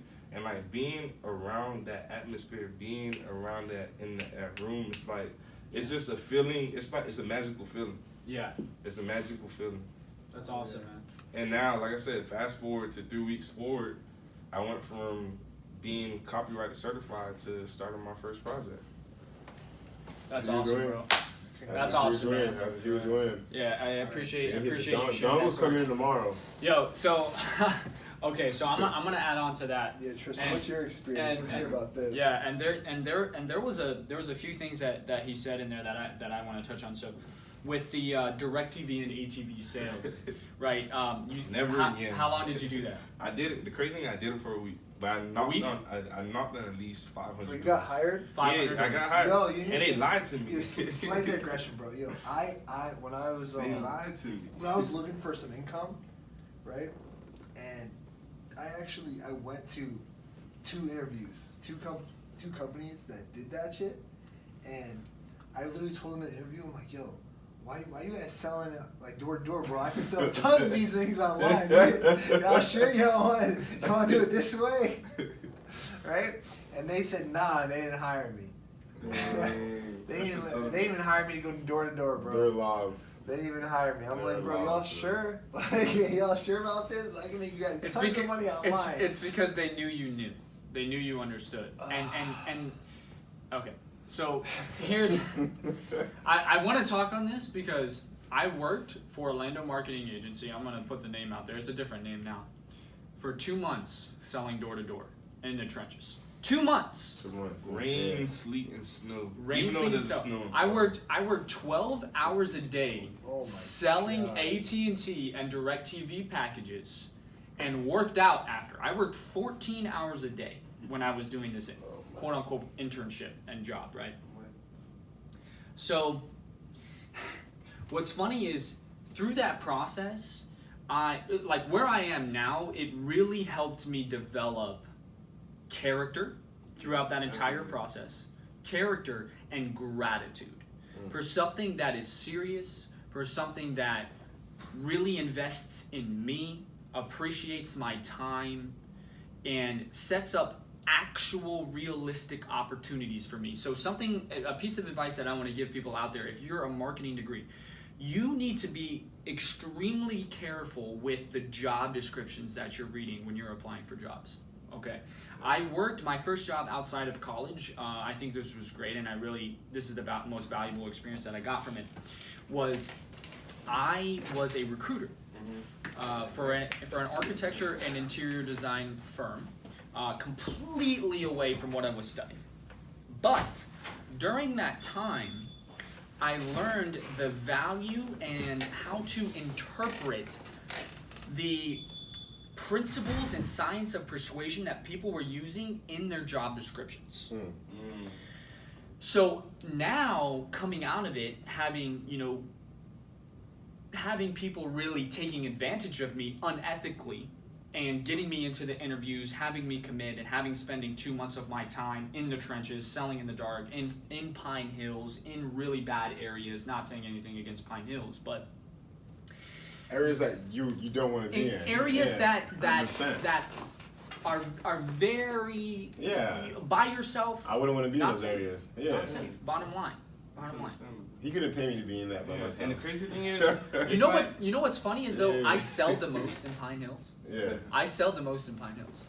I crushed it in Pine Hills. Yeah. But anyway. how can you explain how does it feel to be told no over 100 times and you have to walk away with a smile on your face? And for me, it was bittersweet. It got to a point I feel like doing that, it helped build my character. Oh, because my God. at the end of the day, I know that I wasn't forced to sell, but in order to make You were forced to sell. I wasn't forced as an individual to sell because like I said, it was my first week. If I wanted to walk away from it, I could have walked away from it. But in how the job is, in order to make money, you have to knock on doors. You have to get that next client. So to be told no over 100 times, it's like you would think it would define your character and hurt it, but at the same time, like they said earlier, you have to be comfortable being uncomfortable. Yeah. And that's how I looked at it. That's how I looked at the situation. So me being told no, made me uncomfortable. But at the same time, I just got okay with it. I just said, okay, that's what it is. Because all I can do is offer you the product. I can offer you the service. And if you don't want it, that's your loss. But then it got to a point to where I felt like I was persuading people that had a bad experience. I was doing more of the work for AT&T that I was getting paid for, so I was like, why am I even doing it? And that's not because then they didn't compensate you. That's not marketing, It's bro. not marketing. And I don't feel like it's fair that they try the way that they try it's to in the offer the trenches job. sales. I don't think that is fair. It's to a pyramid people. scheme. Yeah, it's a pyramid scheme, and it's not fair because now you have those people on Indeed, you have those people on ZipRecruiter that's trying to get into digital marketing, that's trying to go to the next level, but they see jobs like that force them to go door to door, and they lie to them and say that's they lie, and they're trying to be Blockbuster in 2019. You know what's so sad about that too is like they know that they can get away with it. Yeah. They know that people are vulnerable if they're looking for job opportunities. They know they're searching and they're desperate for something else. So an intriguing copy, like me, I do copywriting every single day. So I'm constantly learning new techniques and I'm constantly using the principles of persuasion on a day-to-day basis. Right now, I can go into that. We can talk about that on a whole nother podcast. It'd take another hour for me to talk about that. But the science of persuasion. But Hell yeah. people use that in the sales letter, in the job descriptions, unethically to pull me in. And I consider myself to be somebody who's educated, right? I had a degree. I was, like I said, top performer. So it just goes to show how powerful those principles are. And I listened to a podcast the other day about the Fire Festival. Oh yeah. And how many people were just completely. I seen documentaries on that. I honestly feel like the Fire Festival, I think that the documentary may be a little bit disingenuous to what really happened, because as an entrepreneur, you do have to risk. You do. And you have to push the limits. And sometimes you don't have the whole thing together, but you do try to make it work, right? So I don't feel that the intentions. But those weren't definitely Because the guy, I forgot the name of the guy who like messed everything up, who was like in charge of it, but he was there at the beach the night that everyone showed up. And if he was there, that means he actually would have put it in. He was trying. Yeah. So is it safe to say that he to just be failed royally he bad. didn't have he was effective at digital marketing and utilizing the science of persuasion and getting people to the thing. He failed at execution. But he failed. He wasn't an operations manager. Yeah. He wasn't an operations manager. Yeah. He failed on the execution. So to get back on the topic with the clickable impact, Who's calling you? I just have one My question. girlfriend. Is it safe to say when you're an entrepreneur that you have to have the faith of a mustard seed? Say that. What do you mean? Meaning as in like you have to go through trials and tribulations. You have to expect to fail. You have to understand that every loss, every time that you fail something, you're only learning from it. So therefore, you have those. Yeah, you have those people that once they lose or they don't gain what they thought they were gonna gain, they no longer want to part of it. So I'm gonna answer this question. We gotta go back to the original topic, because I think we went way far off. Right. So in entrepreneurship, you absolutely have to be willing to you have to risk willing to fail and fail big if you want to see like a big reward. Risk big, win big. The Mike Sierra mantra. Right. Fail big, learn fast. Right. Yeah. Learn fast, pivot fast. But if you're gonna risk big, right? You're looking to win big. So calculated risk, 100%. But specifically, when let's say that you risk big and then you lose, because I've risked big and lost big, where I end up is still ahead of everyone else, right? Like my new starting point is still way farther than you were. Because I risked big. You risked. Right? So That's so good. That's so good for people to hear. So bro. do you feel like people are scared of risk? Of course. 100%. And that's what makes the majority versus the minority. This is what I told myself, and then after we got to go back. I want to hear Kevin's perspective when he first started at Clickable Impact. Right. So when I said to myself, "What is the absolute worst case scenario if I lose it all?" And I mean lose it all. Right. Bankrupt myself, bankrupt the company, have zero money for food, gas, shelter. What is the absolute worst case scenario for me? Right? And my worst case, because I am incredibly blessed, my worst case is that I move home with my parents, or I move in with a friend, sleep on a few couches, while I get a job and get my income back up to a place where I can now not be at ground zero. And I mean like 0. Right, not ground zero, I can't afford to go out. I mean ground zero, I can't afford to eat. Wow. Okay? deep. Because I realized that if that is my worst case scenario, right? There's people who have it way worse than that. That's if true. that's my worst case, why not risk it all? That's true, bro. That's true. and then I did it. So Alright, let's get back on topic. yeah, let's get back on Yeah, topic. so Kev. Just a really quick point touching on that. Bottom line is visualization is key. Identifying what is the worst case scenario that will happen if you take the risk. Oh, the biggest risk, like risking it The all. biggest risk, but not so much as getting stuck on, oh my god, this is going to happen type thing, and formulating scenarios in your mind of things that can go wrong, because our brains they're wired to survive, right? That's our human nature, survival, right? So we're going to have habits where we think about the worst case scenario and, oh, well, what if this happens, what if that happens type thing. It's good to visualize, but it's important to also not get caught up in that visualization. So if you want to write that down, that's great, write that down, but you also need to write down the benefits of what could happen if you succeed. And that's so you talked about the faith of a mustard seed, right? If you have that list, so it's like writing a T-chart, right? You write about the worst case scenario, and you write about the best case scenario. You focus on the best case scenario. So you write out the worst case scenario and you draw an X through it. You draw an X through it. You see that there's an X through it. Yeah. So you trigger yourself, okay, that's something that I don't want to happen.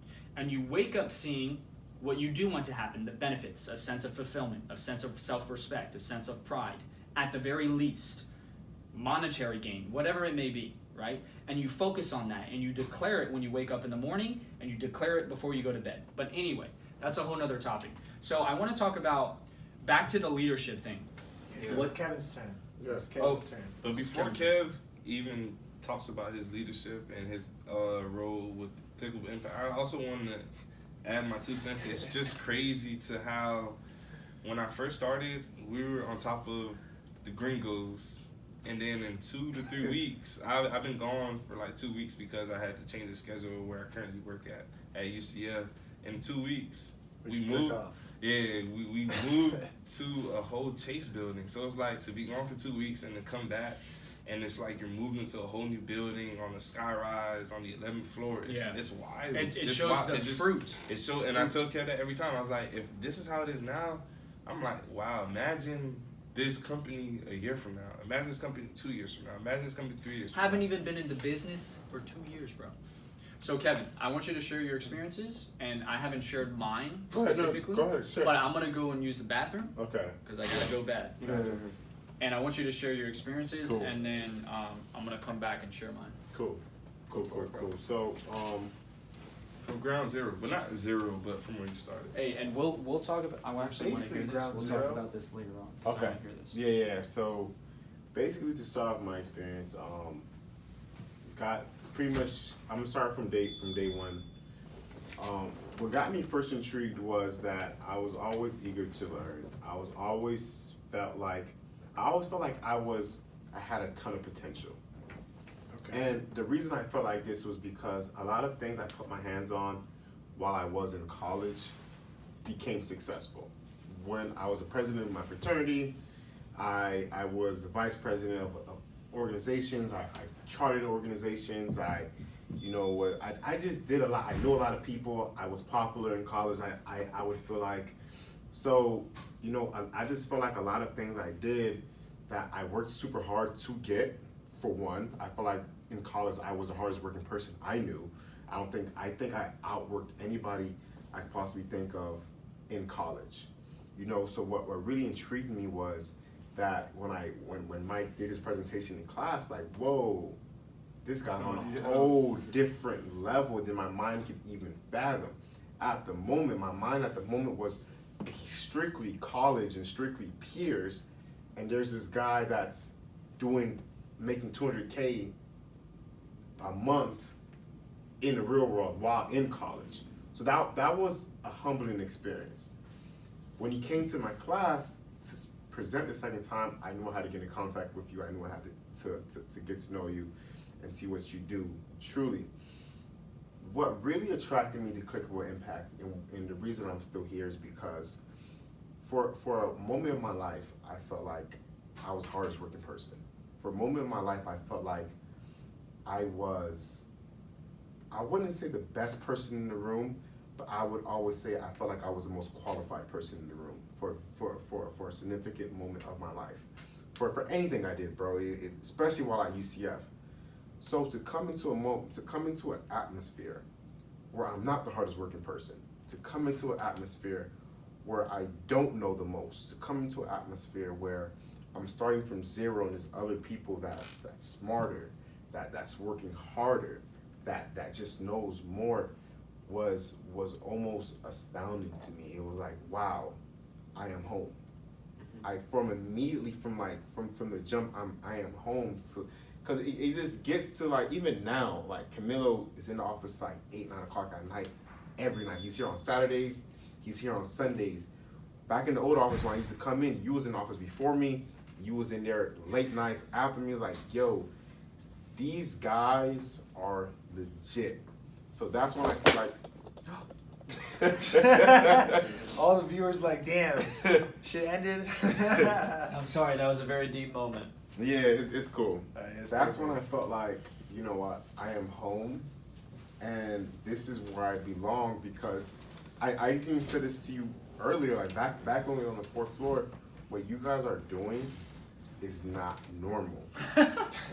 And it allowed me to push myself to the next level, and that's what I love the most about it, is that there's other people out there grinding and putting in as much work as I am. There's other people out there that's grinding harder than I am. That knows more than I am, and it's truly satisfying also to have that mentors, Yes, multiple yes. mentors Yes. within this business, and I don't have to go through this alone.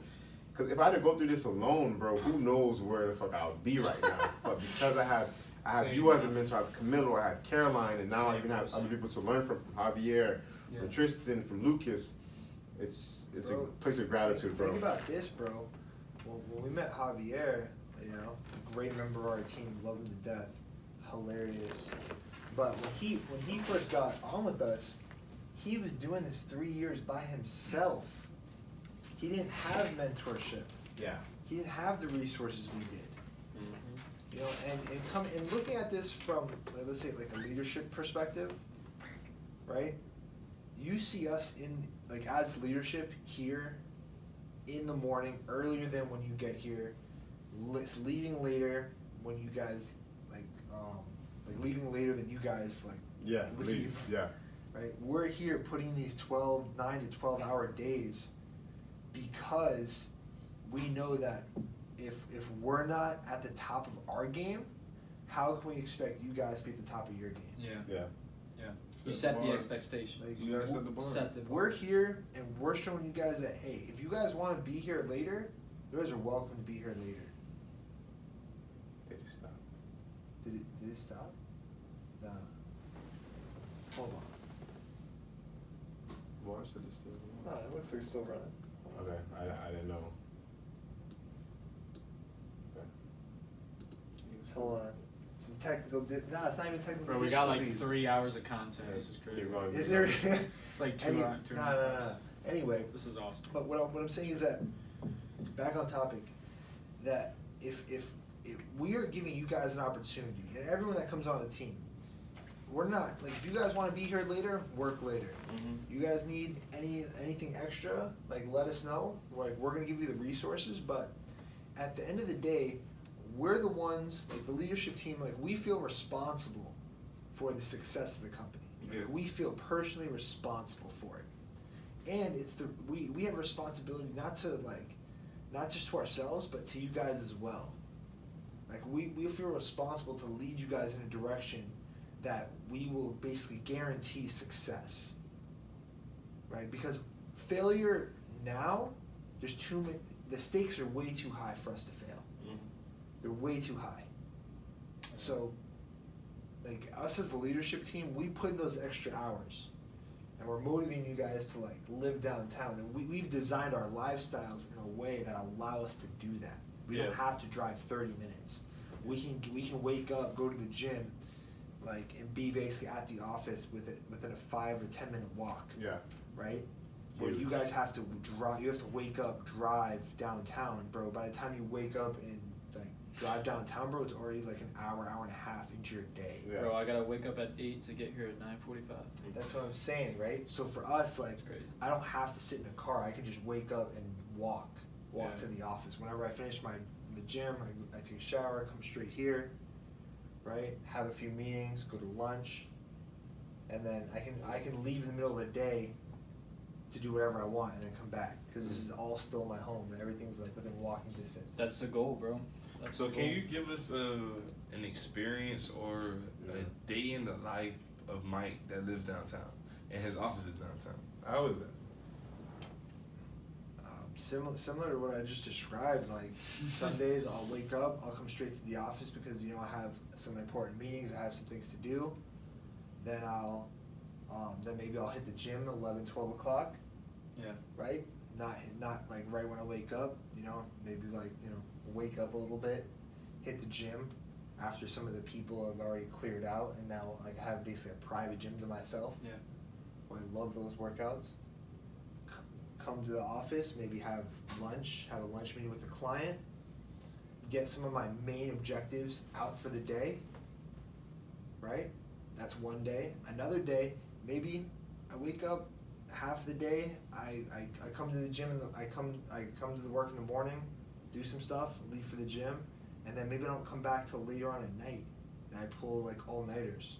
It's dope. Like there's been times I'm here till like 3 in the morning working on stuff, and it's just because I have a lifestyle that allows me that if I want to go home, I can just walk home. Mhm. If I want to work, I come to the office. Yeah. But Man, I can work late. I can do these late hours, the and it perks doesn't phase me. of living Yeah. here. You I'd become be at the more. office You until have 2 more a.m. working hours in a day, and it doesn't feel like you have more working hours. You It's doing so something you love. If I want to go to home and sleep in the middle of the day, bro, I'm gonna go home and sleep in the middle of the day. Did you come back to the office? I come back to the office and work at night. It's fine. It's true. It doesn't It's true. matter. It's true. I'm still putting the same amount of hours. I'm just not confined to specific hours. Hours, yeah. That's what it comes down to. That's awesome, bro. And that's very like freeing. It's very freeing. I have the freedom to do that. Yeah, and we see that too, like under you, and it definitely is inspiring me. Like, I mean, because I'm fully aware of like, the effort that I'm putting in to get into the office at a certain time, and like, because for me, I mean, my experience may be a little bit different than it may relate to yours a little bit because. Like I only have X amount of time that I could be in the office. You know what I mean? Like obviously we have other priorities until we get to a point where we prove ourselves and can get in full time and stuff like that.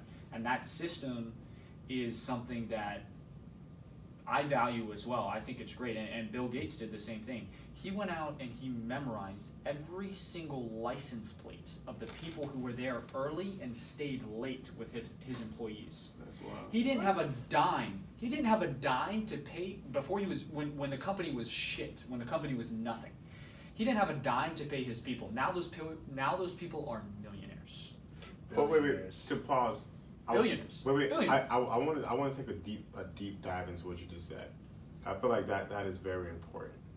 So, right now, there's this entrepreneurship thing that is going around. It's a fad, where everybody feels like they should be an entrepreneur. They should go out and they should start their own thing. But honestly, the way I feel about it is, everybody is not an entrepreneur. And that is okay. Yes. Everybody is not made to be an entrepreneur, but I feel like a lot of people are passing up the opportunity to be a number 7, a number 5, a number 4, or even a number 11 in the company because they want to go out and be a number 1. That's good. When they're not built to be a number 1. And I feel like Okay. the more people that realize that, you know what? That's good. I could still make $10 million being a number 7 as compared to making only $100,000 being a number 1. I think did Gary V talk about this? Gary Vee does talk about He that. does talk about it, and I've that's heard That's GOAT talk. And I feel like in a successful company, as a successful person, like you just, to piggyback what you said, it's okay to be a number 7, to feel like you're a number 1, and put in the work as a number 1, but still be at that number 7, because it's so many different parts in the ship that has to make it work, that has to make it flow. And you have, like, when Dwayne Wade, Chris Bosh, and LeBron James were all at the Heat, everybody wanted to be number 1. LeBron wanted to be number 1. Dwayne Wade wanted to be number 1. Chris Bosh wanted to be number 1. They needed each other to win. But they needed each other. It got to a point to where Dwayne Wade said, it's okay. I can be the number 2. I can be the number 3. I'm still going to put in the number 1 work, but I'm okay with not being labeled as number 1. I'm okay still with not put in winning my finals 110% MVP. effort. And that's what made them win the championship. That's what makes teams so successful, because people know their places. They know where they fit in. But even though they fit in where they're at, they still put in work like they're just CEOs. So, they still put in work like they're at the top. So I wanna add something to that, and that's something that I feel like it's a message that I got in my spirit deep the other day, and I shared this in one of my groups. So Simon Sinek, you guys know who Simon Sinek is? Yeah, Simon Sinek. So Simon Sinek said something that I thought was so deep and so powerful. It's like, especially in your 20s, we get out of college and they basically paint this unrealistic picture of like, you got to get the best job and you got to get a job right away and you got to do this and you got to do that. And it's like, look, I know people who have 3 internships and they had to work for minimum wage for a year or 2 years before they can even scratch an opportunity with money. That's just not how it is in reality. So when you have this lack of vision and this lack of purpose, it's easy to feel anxiety, it's easy to feel depression, it's easy to feel things of that nature, right? And it's okay to not necessarily have a dream or a vision that is your own. Mm-hmm. You can latch on to a vision or a dream of somebody else that you believe in. That's exactly what Simon Sinek said. And that is so true, and that's exactly what we've done with Global Impact. 100%. When we come in, we feel like we're home here. We feel like we are pushed past our boundaries, but also in a family of people who are doing the same thing and have the same values. Yeah. And people are afraid to change because of the previous identity that they have built up to that point. Yeah. They're afraid of what, other people may think, or they're afraid of like, the unknown and the fear of humiliation and all those things. It's like, at the end of the day, man, it's like, you either push yourself and become the person that you're destined to be, or you're your worst enemy. Yeah. At the end of the day, like Mike, like I know, like me and Kevin have been talking a lot about mindset and stuff like that and what it takes, and like I don't know, and I may be wrong here, but the stuff that you're doing and the stuff that you're implementing, I don't think you realize how much discipline and how much mental strength it takes to be able to do what you do and to be able to be on the level that you're at. You see what I'm saying? And that's why it's like, at the end of the day, it takes individuals to build companies. If you impact yourself and you change yourself, it's like, we just went to this networking event today and it said, be the change. How do you change people and how do you impact people? You be the change yourself. Yeah. You change yourself for the better. It right? all starts with the mindset. The mindset, bro. The mindset. Developing those small habits. Yeah. That's going to take you to the next level. I agree. Hey, so wait, before you go, Mike, there's a real good book that talks all about developing small habits, and it's called The Slight Edge. Oh my God. The Slight Edge? I'm glad you said that. Yeah. The Slight Edge, that's my favorite book, bro. By, the author's last name is Olson. I don't want to butcher his first name, but it's called The Slight Edge. You got the interview. So I got you. I actually have a book I want to recommend also about habits, and this is something that I learned, that I read when I was like in 8th grade. The Slight Edge by Jeff Olson. Nice. And it was 7 Habits of Highly Effective People by Stephen Covey. And I think that a lot of the the leadership skills and some of the habits, obviously it's really hard to do all 7. Yeah. Definitely. But it's, if you can get let's say 5 of them, right? You're ahead of people that can do 4. Yeah. Right? So like just try to do them. I think the one that I love, the one that I value the most, and this helps with persuasion. It's I think it's the fourth habit, and it's look to understand before being understood.